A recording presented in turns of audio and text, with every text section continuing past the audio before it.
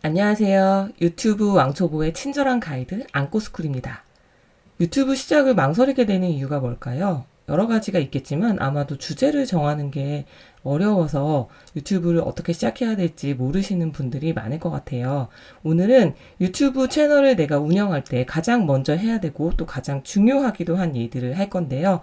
채널을 기획하는 일, 구체적으로는 목표를 설정하고 주제를 정하고 타겟을 결정하는 일까지 같이 한번 해보도록 하겠습니다. 우리가 여행을 갈 때 제일 먼저 결정해야 되는 게 뭘까요? 바로 목적지가 되겠죠.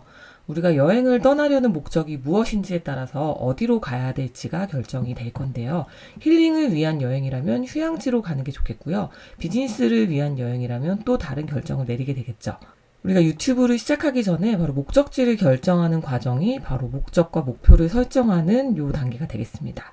그래서 뭐 거창하게 하실 것까지는 없고요. 간단하게라도 내가 이 유튜브를 하려는 목적이 뭔지 그리고 내 목표가 뭔지를 한번 적어보시는 거예요. 내 채널의 목적이라고 하면 내가 유튜브를 통해서 얻고 싶은 것들이 있을 거예요. 그리고 내가 얻는 것뿐만 아니라 내가 시청자에게 주고자 하는 것, 주고 싶은 것도 한번 같이 생각해 보세요. 제가 예를 한번 들어볼게요. 육아에 대한 책을 리뷰하는 유튜브를 시작하겠다라고 생각했을 때 내 채널의 목적은 뭘까? 보통은 여러분들이 유튜브를 통해서 뭐 조금이라도 수익을 얻고 싶다라는 그런 목적을 많이 가지고 계실 텐데요. 이 경우에 나는 출판사로부터 광고를 받고 또는 독서 모임을 운영하는데 이 유튜브 채널이 홍보 채널의 역할을 해서 수익을 창출하고 싶다라는 목적을 가질 수 있겠죠. 또한 나의 시청자들에게는 육아에 대한 좋은 책과 좋은 정보를 제공해서 좋은 부모가 될 수 있도록 돕는다. 그런 가치를 준다. 라고 하는 게 내 채널의 목적이 될 수 있습니다. 그러면 내 채널의 최종 목표를 이번엔 정해볼 건데요. 출판사로부터 광고를 받기 위해서는 어느 정도의 구독자 수준이 필요하겠죠. 그래서 예를 들면 3년 내에 구독자 10만 명을 모으겠다라는 최종 목표를 세울 수가 있어요. 3년 내에 구독자 10만 명을 모은다는 이 최종 목표를 위해서 어떤 식으로 하면 좋을지 그 단계를 조금 더 나눠보는 거죠. 그래서 예를 들면 1년 내에 구독자를 10,000명을 일단 모아본다. 그리고 이걸 위해서 한 달에는 뭐 8개씩 업로드를 한다. 그리고 한 달에 8개 업로드를 하기 위해서는 매주 영상 2개를 업로드한다. 이런 식으로 조금 목표를 조금 더 잘라서 생각해 보세요. 이거는 제가 예를 들어 드린 거고 이렇게까지 깊이 하지 않더라도 일단은 그래도 나는 막연하게나마 어느 정도의 내 유튜브는 어느 정도까지 성장했으면 좋겠어 라고 하는 목표를 한번 써보시기 바랍니다. 자, 두 번째로는 이제 주제를 정할 건데요. 이 단계가 사실은 가장 어렵기도 하고 가장 중요하기도 하겠죠. 그래서 여기서는 신사임당님이 알려준 방법을 한번 찾아볼 거예요. 그래서 신사임당님은 종이랑 펜을 준비하라고 얘기를 하십니다. 그래서 지금 보면은 7개의 칸으로 이렇게 나눠져 있는데요. 각각 직업, 전공, 특기, 취미, 좋아하는 것, 흥미있는 것, 못하지만 해보고 싶은 것이라고 적혀 있어요. 그리고 괄호 안에는 뭐 PD, 신문 방송 뭐 이런 식으로 적혀 있는데 이 7가지 영역으로 나눠서 내가 관심 있는 것들, 나랑 관련 있는 것들을 한번 적어보는 거예요. 그래서 내가 할 수 있는 것들이 뭔지를 여기서 찾아보는 거죠. 이 중에서 이제 주제를 찾아보는 거예요. 지금 괄호 안에 있는 거는 신사임당님의 사례인데요. 여러분의 사례에 맞게 여기에 맞춰가지고 이제 쭉 적어보는 거죠. 그래서 적어본 다음에는 우리 뭘 해야 되냐면 내가 할 수 있는 주제거리 중에서 수요가 많은 것, 즉 많은 사람들이 보는 그런 주제를 찾아보는 거예요. 우리가 물고기를 많이 잡으려면 일단 물고기가 많이 있는 곳에서 잡는 게 가장 좋은 방법이겠죠. 그거에 관련된 어떤 키워드들이 있을 거예요. 그것들을 다 쓴 다음에 이거를 유튜브 창을 띄우고 거기서 이제 검색을 한번 해볼 거예요. 유튜브에 들어가서 유튜브 창에 검색을 직접 해보시는 건데요. 예를 한번 들어볼게요. 제가 관심 있는 게 만약에 뭐 요리라고 해볼게요. 요리 중에서도 나는 뭐 베이킹에 관심이 있다. 빵 만드는 데 관심이 있다라고 해볼까요? 그럼 뭐 베이킹이라고 한번 검색을 해보는 거예요.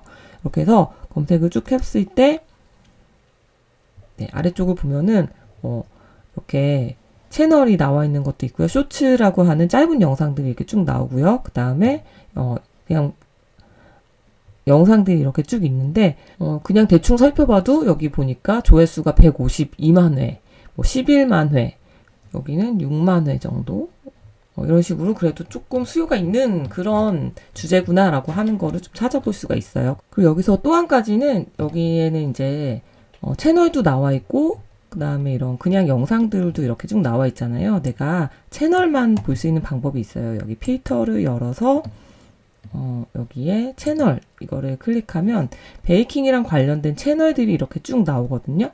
10만 명이 넘어가는 그런 채널이 얼마나 되는지를 좀 살펴보는 거예요. 여기 보니까 얘도 10만 명이 넘어가고 여기도 10만 명이 넘어가고 근데 여기는 뭐 70만 명 정도 되네요. 네, 이런 식으로 10만 이상의 채널이 꽤 많이 있다는 거는 수요가 좀 많은 시장이다 라고 여러분들이 확인해 볼 수가 있습니다. 그래서 여러분들이 검색을 했을 때 너무 대형 채널이 너무 없는 주제는 내가 해도 구독자를 많이 확보하기가 좀 어렵다. 조회수를 확보하기가 좀 어렵겠다라고 생각할 수 있겠어요. 그래서 구독자를 좀 많이 모아보고 싶다라는 생각이 있다면 아무래도 사람들이 많이 보는 그런 주제를 찾아보는 게 좋겠죠. 자, 이번에는 내 채널이 도대체 누구를 위한 영상을 만들 건지를 결정하는 시간인데요. 타겟 설정이라고도 얘기합니다. 7살 아이들은 포켓몬스터를 지금 너무 좋아해요. 그게 너무 훌륭한 컨텐츠지만 저나 50대 남성한테는 그다지 매력적인 컨텐츠는 아니죠. 그래서 누구를 위한 영상을 만들 것인지를 우리가 구체적으로 정하고 그 사람을 아주 만족시키는 영상을 만들어내는 게 우리의 목표입니다. 내 영상을 좋아할 만한 사람의 성별은 어떻게 되는지, 나이는 어느 정도가 되는지, 어떤 직업을 가지고, 어떤 취미를 가지고, 어디에 살고 있는지까지도 한번 생각해 보는 거죠. 최대한 구체적으로 어떤 한 사람을 여기다가 적어 보세요. 그리고 정말 중요한 거는 바로 이 부분입니다. 그 사람이 원하는 모습이 있을 거예요. 예를 들면 육아 유튜브를 보는 사람은 난 좀 좋은 아빠가 되고 싶다. 좋은 엄마가 되고 싶다. 좋은 부모가 되고 싶다라는 그런 꿈이 있는데 지금 현재 모습은 매일 애들한테 소리를 지르고 어떻게 훈육을 어떻게 해야 되는지 몰라서 잘 못하고 있는 것 같고 그런 식의 고민들이 있을 거잖아요. 그래서 그 사람이 가지고 있는 지금 현재 해결하고 싶은 문제가 뭔지 그리고 그 사람이 그 문제를 해결하고 결국 어떤 모습이 되고 싶어 하는 건지 그리고 그 사람이 궁금해하는 건 뭔지 이런 내용들을 한번 쭉 생각해 보는 겁니다. 이런 사람들이 모여있을 만한 곳 있죠. 예를 들면 네이버 카페라던가 이런 곳에 가서 그 사람들이 실제로 쓰는 댓글들이나 게시글들을 보면서 거기서 그 사람들이 겪고 있는 문제, 또 궁금증 같은 것들을 찾아내는 방법도 있습니다. 나의 타겟이 해결하고 싶은 문제, 그리고 그가 그 문제를 해결한 뒤에 갖고 싶은 모습, 이거는 간단하게 이렇게도 표현해 볼 수가 있어요. 자, 내 영상이 어떤 도움을 줄 것인지를 한번 결정을 해보는 건데요. 예를 한번 들어볼게요. 부업에 대한 컨텐츠를 제공하는 그런 유튜브를 한다고 해볼게요. 그러면 내 타겟은 현재 어떤 모습이냐면 본업만으로는 생활비가 너무 부족해요. 그래서 부업을 통해서 부수입을 창출하고 싶은데 퇴근 후에 너무 피곤하잖아요. 퇴근 후에 그 피곤한 상태에서도 할 수 있는 간단한 부업을 하고 싶은데 그런 부업이 뭐가 있는지 그걸로 인해서 내가 얼마나 벌 수 있는지 그런 거에 대한 정보가 굉장히 부족한 상태가 바로 내 타겟의 현재입니다. 그리고 내 타겟이 원하는 미래는 어떤 모습일까요? 이런 문제들이 해결된 거겠죠. 그래서 퇴근 후에 가능한 간단한 부업을 이제 해서 부수입으로 한 50만 원 정도를 만들어내고 자신감과 용기를 얻게 되는 그게 바로 내 타겟의 미래가 되겠죠. 그러면 내 영상은 어떤 걸 도와주면 될까요? 지금 가지고 있는 이런 문제들을 해결할 수 있는 쉽게 바로 시작할 수 있는 부업에 대한 정보를 제공하는 거 생활이 어렵다라고 하는 좌절과 시리에 빠져 있는 사람들에게 이렇게 해보세요. 굉장히 쉽게 할 수 있는 방법이 있어요. 이걸 알려주면서 용기를 주고 동기를 부여하는 그런 역할을 할 수가 있겠죠.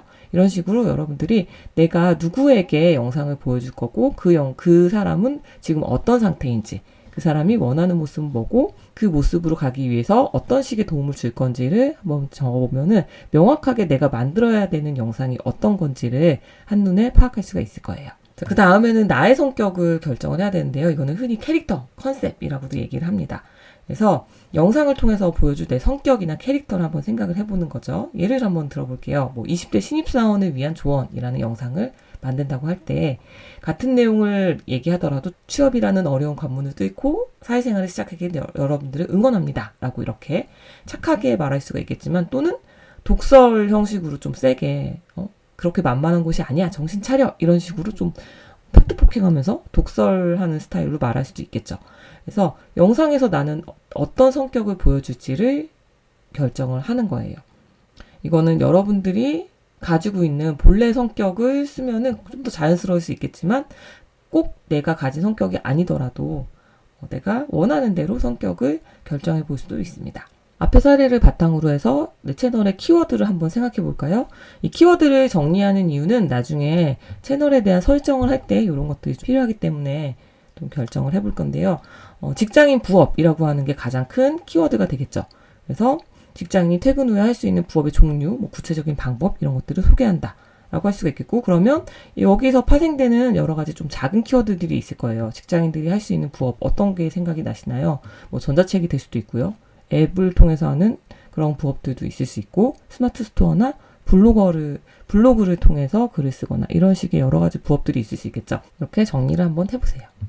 영상이 좀 길어질 것 같아서 벤치마킹을 하는 내용에 대해서는 다음 영상에서 설명드리도록 하겠습니다. 감사합니다.